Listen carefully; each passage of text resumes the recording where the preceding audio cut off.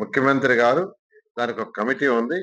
ఆ యొక్క ministers committee దాంతో డిస్కస్ చేసుకొని మళ్ళా నెక్స్ట్ క్యాబినెట్ కి తీసుకురమ్మన్నారు. ఆ యొక్క కమిటీ డిస్కస్ చేస్తుంది. ఎందుకంటే 2014-19 ఏదైతే ల్యాండ్ పూలింగ్ చేశామో ల్యాండ్ పూలింగ్ చేసిన దాంట్లో కొంతమందికి ఇంకా ఇవ్వలేదు సైట్స్. ఎవరికి ఇవ్వలేదంటే ఎవరైతే అన్నదమ్ములు ఇద్దరు కొట్టుకొని కోర్టుకు పోయిండారు అది ఇవ్వలా. ఏదైతే కృష్ణా నదిలో ల్యాండ్ మెర్జ్ అయిపోయిందో ల్యాండ్ లేదు అక్కడ, వాటికి ఇవ్వలేదు. అదే విధంగా 2 గ్రామాల్లో ల్యాండ్ వాళ్ళు ఇచ్చారు, పూర్తిగా ఇవ్వాల, కొద్దిమంది ఇచ్చారు.